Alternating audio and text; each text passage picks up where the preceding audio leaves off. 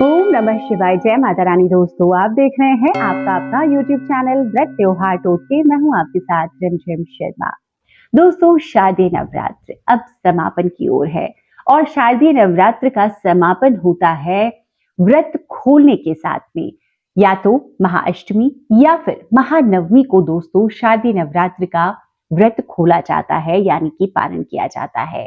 तो इन शारदीय नवरात्रों में पारण के सभी जो शुभ मुहूर्त होने वाले हैं वो आपके साथ में शेयर करने जा रही हूँ। देखिए, शारदीय नवरात्र में कई लोग अष्टमी को पारण करते हैं, कई लोग नवमी को करते हैं और कई लोग दशमी को पारण करते हैं। तो आपको पारण किस शुभ मुहूर्त में करना है और किस प्रकार करना है, क्या खाकर करना है, ये सभी जानकारियां इस वीडियो में प्राप्त हो जाएगी। तो वीडियो को अंत तक जरूर देखिएगा। दोस्तों, शारदीय नवरात्र 2023 15 अक्टूबर से देखिए शुरू हुआ और 24 अक्टूबर को विजयादशमी हम मनाएंगे। महाअष्टमी के दिन महागौरी मां के स्वरूप की पूजा आराधना के साथ साथ कई लोग कन्या पूजन और हवन भी कर लेते हैं। तो कन्या पूजन और हवन जब हम कर लेते हैं ना, तो व्रत को पूर्ण माना जाता है।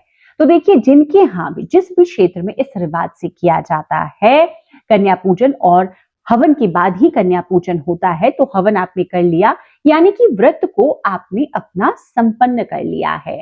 अब आपने कन्या पूजन किया है, तो उसके बाद में आप प्रसाद स्वरूप उसी चीज को खा करके अपना व्रत खोलते हैं। उसके बाद में दोस्तों आप अष्टमी की तिथि में ही व्रत खोल लेते हैं। तो यहाँ पर मैं आपको बता देती हूँ कि अष्टमी की तिथि कब शुरू हो रही है और कब समाप्त हो रही है, और जो कन्या पूजन के शुभ मुहूर्त हैं वो भी आप नोट कर लीजिए। उसके बाद ही आपको व्रत को खोलना है। तो सबसे पहले अष्टमी की तिथि आप जान लें। अष्टमी की तिथि देखिए प्रारंभ हो जाएगी 21 अक्टूबर को रात में 9:53 पर, जो कि समाप्त होगी 22 अक्टूबर को शाम में 7:58 पर। तो दोस्तों, अष्टमी की तिथि में अगर आप कन्या पूजन करते हैं तो कन्या पूजन के ये शुभ मुहूर्त हैं जो आप नोट कर लें।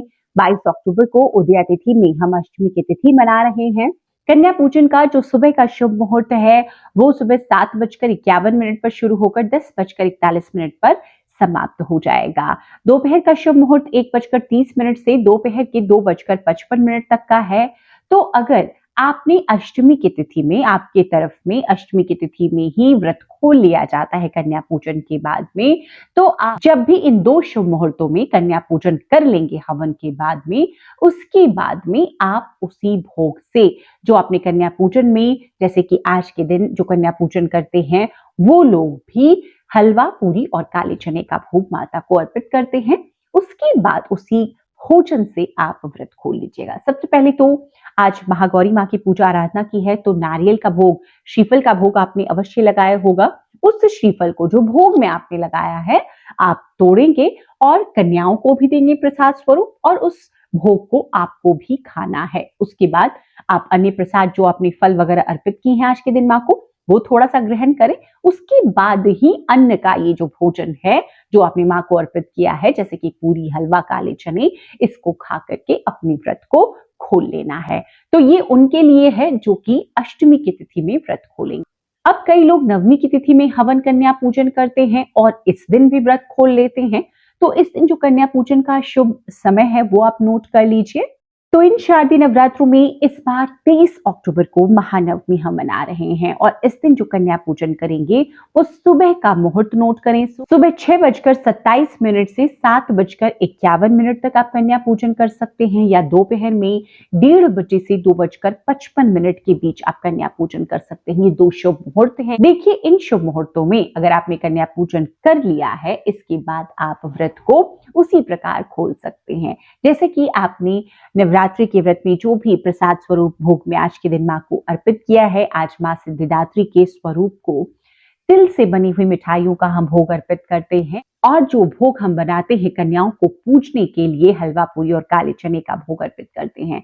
तो पहले आप कोई फल और तिल से बनी हुई मिठाइयां ग्रहण करें और उसके बाद हलवा, पूरी, चने का भोग आपने जो कन्याओं को जिमाया है उसी प्रसाद को खा करके आप इस व्रत को खोलेंगे।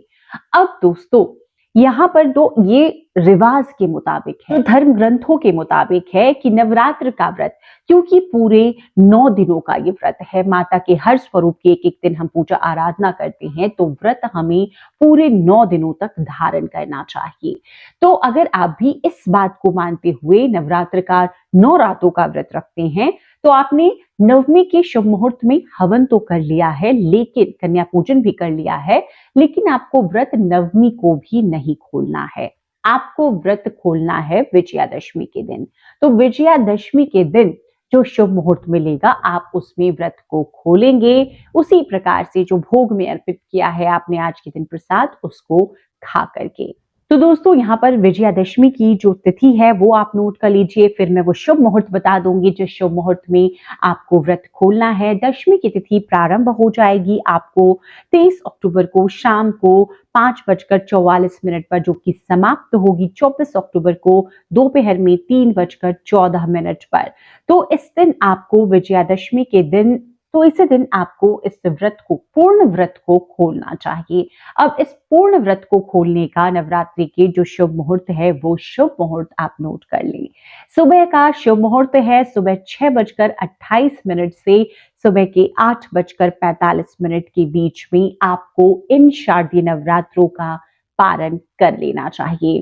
तो दोस्तों, अपनी तरफ से तीनों दिनों के जो पारण के शुभ मुहूर्त हैं मैंने आपके साथ शेयर किए हैं। अष्टमी को करते हैं तो कब करना चाहिए, नवमी को करते हैं, और जो पूर्ण व्रत 9 रातों का नवरात्र रखते हैं वो विजयादशमी को व्रत का पारण करते हैं तो कब करते हैं और किस प्रकार से करते हैं, क्या खाकर करते हैं।